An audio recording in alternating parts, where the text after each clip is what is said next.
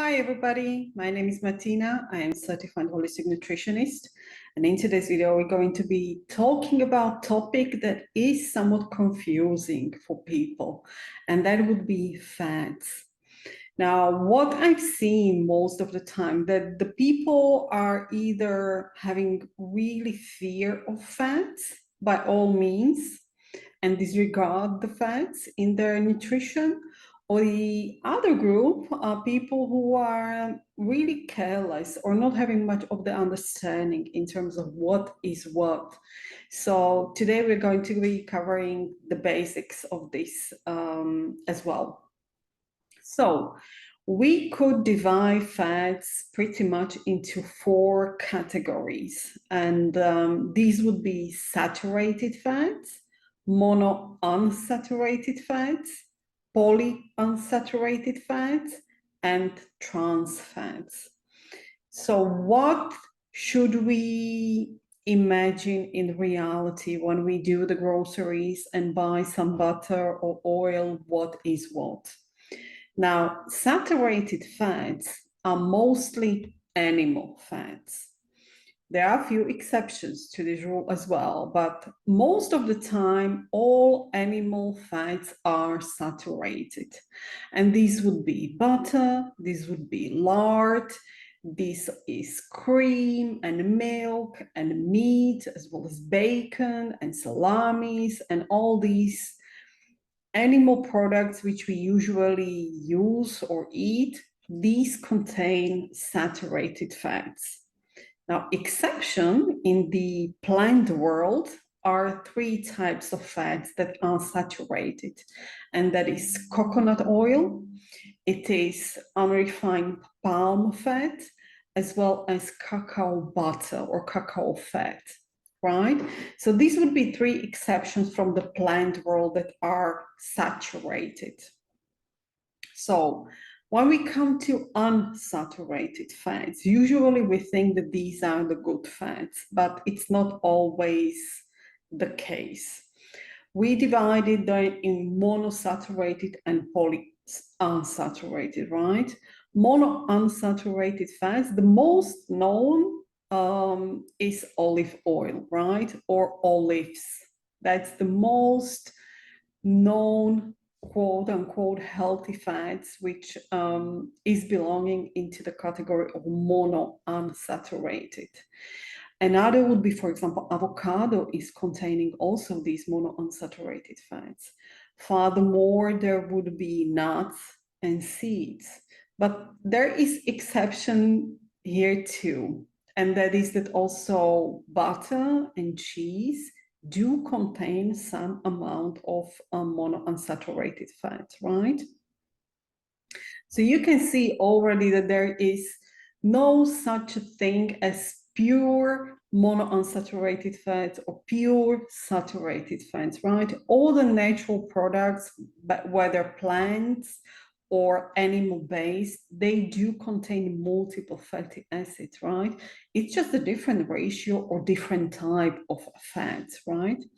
So even in the monounsaturated fats, we see that little is present also in the butter and the cheese, right? And then we come to the polyunsaturated fats. This is mostly plants and plant oils, such as sesame oil, soy oil, pumpkin seed oil, sunflower oil, right? These are polyunsaturated fats. And guess what? There is exception here too, because polyunsaturated fats we can find also in sea fish. The fatty fish such as salmon or mackerel or tuna fish, for example, these do contain as well polyunsaturated fats, right? So now when we divide it a little bit or have perhaps better understanding which fatty acids are present in which foods, let's cover the practical points in terms of how should we use them. Now, firstly, we must understand that fats are very caloric dense. And we should use them mindfully. We should use them with caution. And this is supposed to be eaten only in the very small amount to complete the energetic needs which we do have for every day, right? So the quantity is crucially important. That's number one. Number two, when we choose fats, which are essential for human body, right? We do need them. We do need certain type of fats in certain ratio, in certain amount for our overall health and well-being, right? So there is the perception that fats are bad, and there is this phobia of fats is absolutely unjust and need to be clarified and need to be better understood by these people who are so fearing of fats, because we definitely do need some. But again, the quantity is absolutely crucial. Now, so we've talked about caloric density, and then that we need to be mindful about the amount, right? So there seems to be also perception that animal fats are all bad and only plant fats are good, and that is not correct. Now, they all have certain meaning in our nutrition, but again, we come to the quantity and the quality and the usage and why we should use them in certain way, right? So, which fats should we use for cooking? And these would be the saturated fats, right? The butter, the coconut oil especially, or ghee, it's also quite fitting fat. And why I do say coconut oil especially. Now, coconut oil does contain middle chain fatty acids. These kind of fats are used right away for energy and do not get stored in our body, right?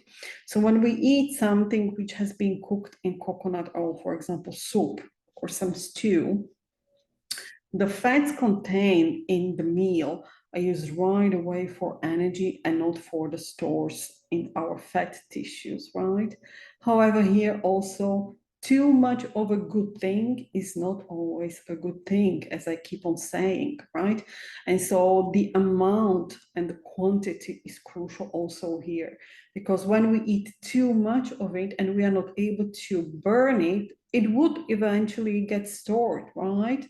Or if the fat is going to be used for energy, the carbohydrates would be, for example, stored in the fat tissue if we do choose not the ideal carbohydrate, for example, right?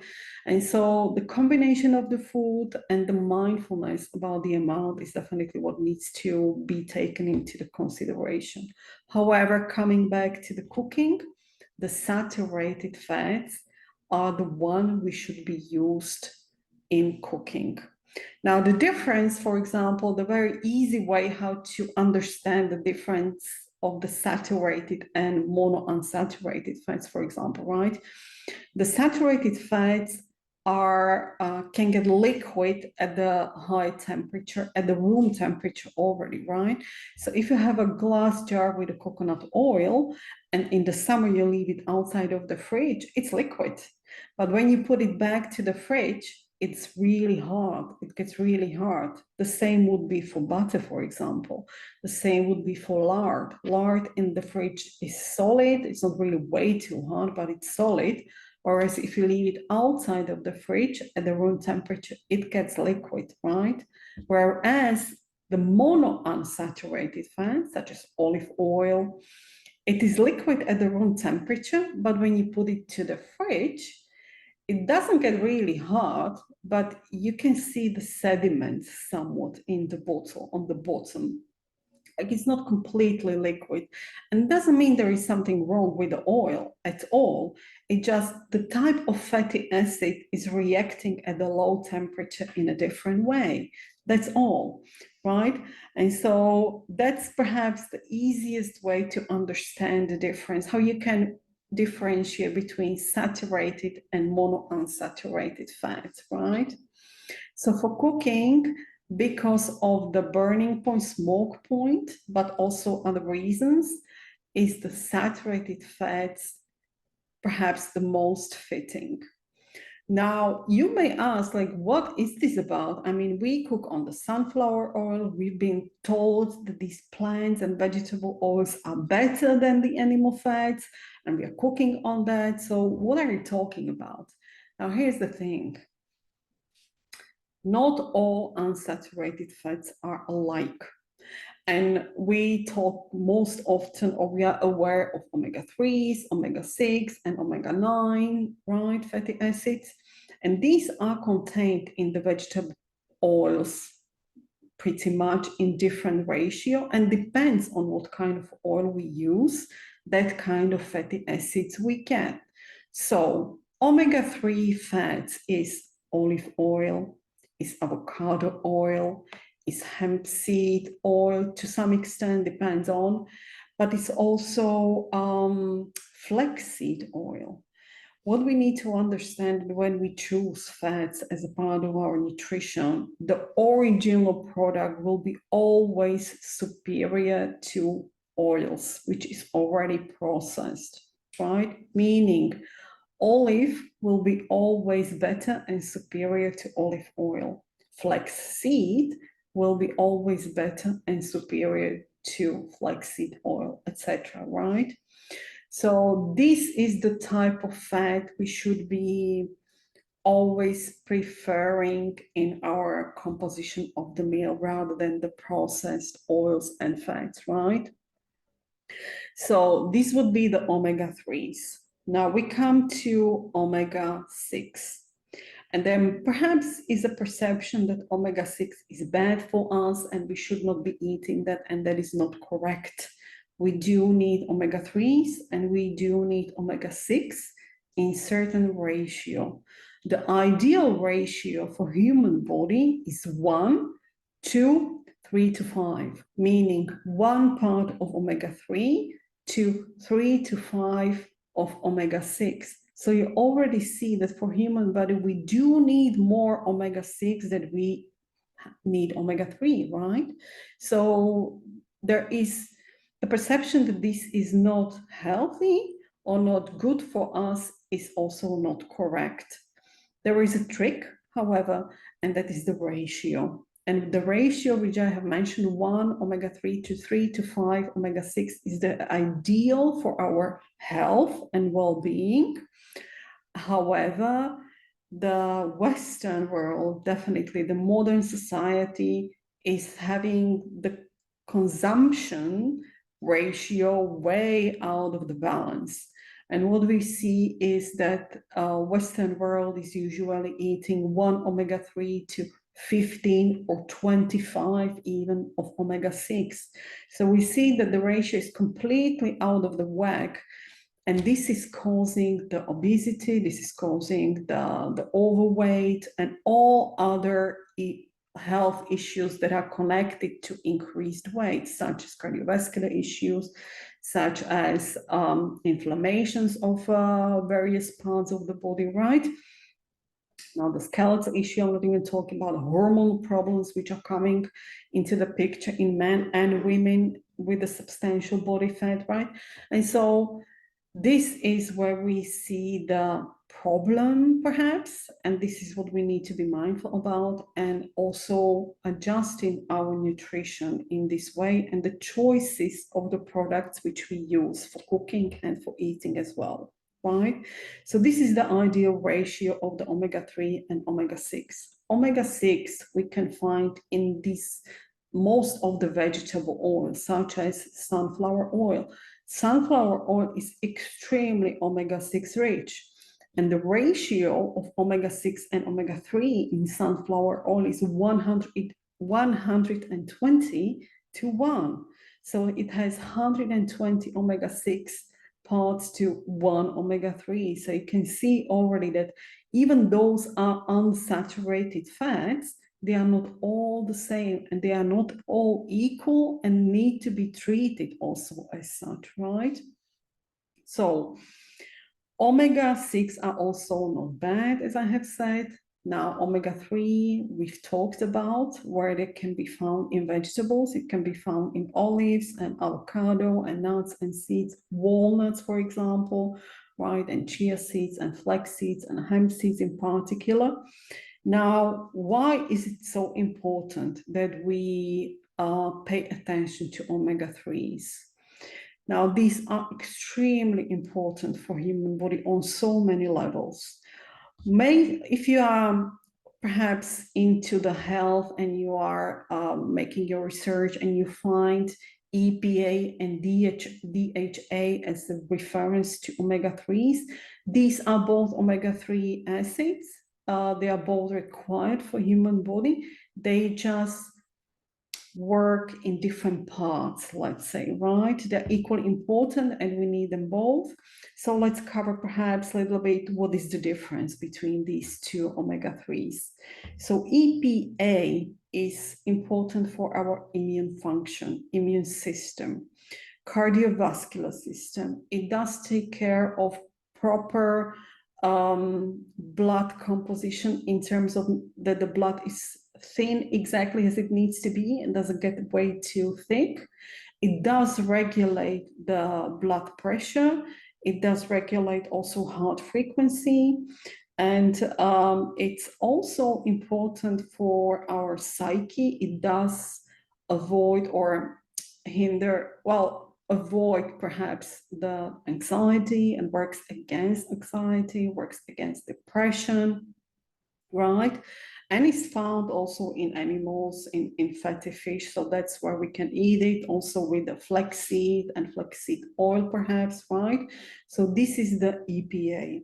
Whereas DHA is important for brain, for every single brain cell does need DHA.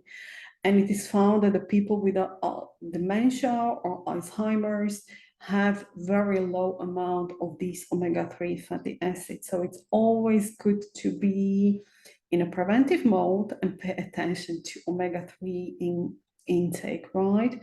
So besides the brain health and the entire the brain system, if you will, it is important, DHA is important for also nerve system, right? And is also working against nervosity. It calms us down. So if you're nervous, it definitely can help us calm us down, but also equally to EPA, it does works against anxiety and depression, right? So that's why it is so important to have the proper ratio of the fatty acids in our meals and in our nutrition, right? Fat is essential, should I repeat myself. Every single cell in our human body does require fat. Fat is present in the membrane of the cell and is protecting the cell, right? The right fat can protect the cell, but if we eat wrong fats, such as trans fats, they can do the contrary, and they can make the cell membrane completely hard and inflexible. Trans fat is something I have mentioned in the beginning as one of the categories of the fats, but this is not what I'm going to be covering in this video.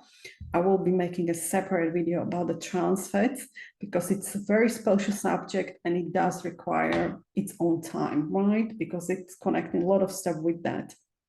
Now, omega-3s do work also against inflammation, whereas omega-6 do stimulate inflammation, right? Omega-6 are present quite in large amount in animal products, in the butter, in the meat, in bacon, sausages, you name it, right? So that's where we can find the omega-6, and these are the pro-inflammatory. However, omega-6, and as we know now, it's also important, and they do play important role in our human body as well. We just need to pick the right source of omega-6 fatty acids. There is certain type of omega-6, which is called gamma-linolenic acid, and this is important in so many ways for us. And first of all, it helps in PMS, if there were ladies who are experiencing PMS, they definitely need to be pay attention to gamma-linolenic acid. We'll talk about a little bit like where we can find these kind of oils and fats, right? It also helps to keep our veins flexible, right? So we don't get really hard veins. It's working also positively for the cardiovascular system too. In some cases, it is being said that it's working, it's being used to some extent also in the cancer treatments as it stops metastasizing the cancer into the other organs, but also quite important for skin issues, right? Variety of skin condition is being treated with these particular omega-6 fatty acids. But remember, they are not all alike. And this gamma-linolenic acid is something which we definitely need to pay attention to in the right amount, right? So where can we find this particular acid? It's found in borage seed oil. It's also found in currant seed. What is it? Black currant, red currant, or white currant. If we eat the fruit and the little seeds, we get a little bit of the gamma-linolenic acid as well. It is found even in primrose oil, which is being really commonly sold for the primarily skin condition, but also to some extent also hemp oil. So these are the sources for this gamma-linolenic acid. Now, other omega-6 that are not that favorable are these all processed vegetable oils, such as sunflower oil, right? Which we can find in plastic bottles, really so, right? One important thing which I have to mention to the oils, particularly to the unsaturated fats, whether it's olive oil or hemp seed oil or whether it's flaxseed oil, all these high quality oils that are cold pressed in ideal case are highly sensitive to oxidative processes. And there are three ways how these fats, how this oil can oxidate. And that is through oxygen, obviously, right? Through connecting with the air, through light, daylight in particular, and through temperature. So that is why we see that all these good fats, such as olive oil or avocado oil or walnut oil, they are being sold in dark glass bottles. And the reason for that is to eliminate the oxidation, right, through the daylight. Now, when we open the oils and it gets in touch with the air, with the oxygen, it does oxidate too, right? And so we should try to use them as fast as possible, right? Sometimes monounsaturated fats such as olive oil or flaxseed oil, they can last perhaps a couple of months, but the polyunsaturated shorter, right? Such as like cold pressed sesame oil, for example, right? They oxidate faster. They need to be also used perhaps faster, not with few months or 6 months, right?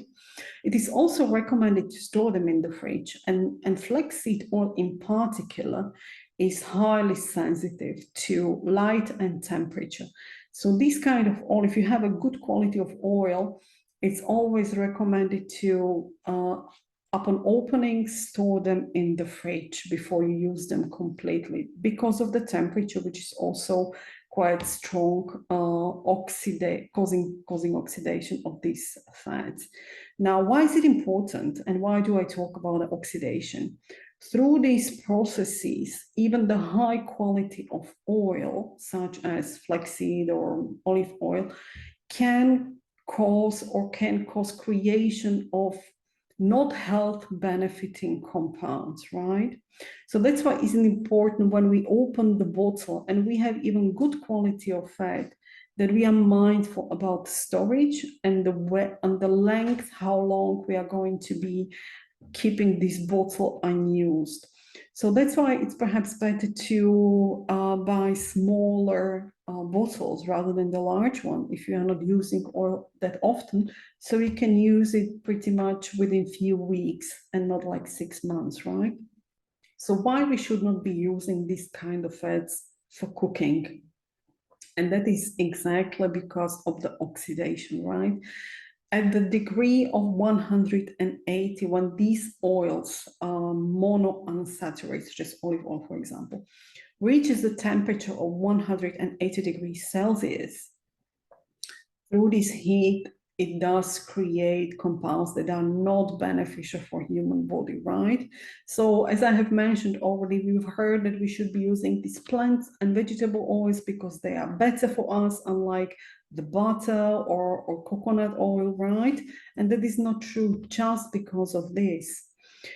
Through this heat, with monounsaturated 180 degrees of Celsius, through the polyunsaturated, such as sunflower oil, is already 130 degrees of Celsius when we heat them up, right? When these oxidative processes start and when we see the creation of compounds, either trans fats that are definitely not beneficial for our human body and the health, or other compounds that we do not really need. So this is why we need to be mindful about what kind of fats we use for cooking.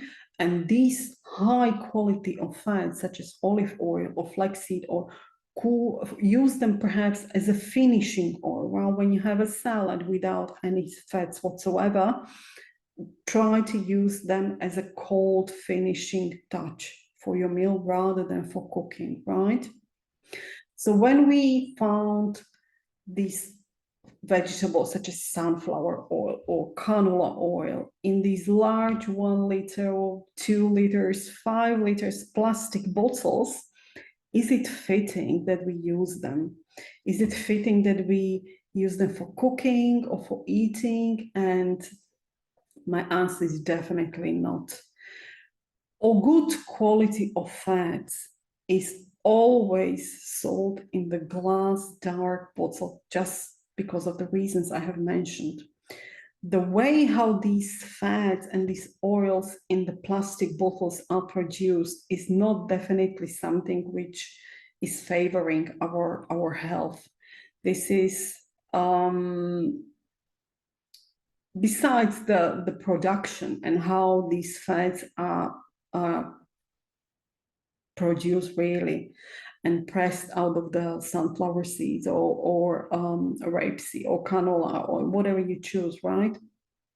They are stored in the plastic bottles, and the bisphenol A in particular, which is being used for packaging of foods and drinks, basically of everything which we buy, gets released into the content. And so regardless if it's a soft drink, if it's a water, if it's an oil, bisphenol A is getting released, or bisphenol B or C, the compounds of this group get released into the content. It is being officially recognized as harming human health and is working negatively on endocrine system and is working negatively on our hormone system as well, right? And so without, there's already second reason why we should try really avoid purchasing the low quality fat, which is the first reason why we shouldn't buy it. And the second thing is that even the low quality fat, most of the time, it's even quote unquote enriched of these compounds, which are definitely detrimental to human health, right? So the temperature is something which we need to be mindful when we use oils and when we use fats, and to have understanding what is good for us, what is not good for us, quality and quantity of the crucial importance. More of a good thing is not always a good thing. Animal products and animal fats doesn't count negative right away as bad and harming human health by all means, right? It comes to the amount and the way we use them. And equally, the vegetable oils and vegetable fats does not equal right away health promoting for our human body, right? So this is in the nutshell. It's been a lot of information contained in here, and perhaps you might be watching it twice to get better clarity what is what is good, and what should be used how, right? So in a nutshell, pay attention to what you buy, pay attention to the fats, have better understanding, and learn what is good for us and what is perhaps not good for us, as we are being often told by people who have no understanding what they are talking about, right? So, as I have mentioned, trans fats will be a separate topic which I will be addressing in a couple of days, since it is important to know how harmful they are for our human body, and also where we can find them in the foods and what should we be paying attention to when we're doing the groceries. So that's all for now. I hope you found it helpful. And if you did, please consider subscribing, but also sharing the video with others who might find it quite interesting and useful for them. So that's all for now. And I'll talk to you soon again. Bye.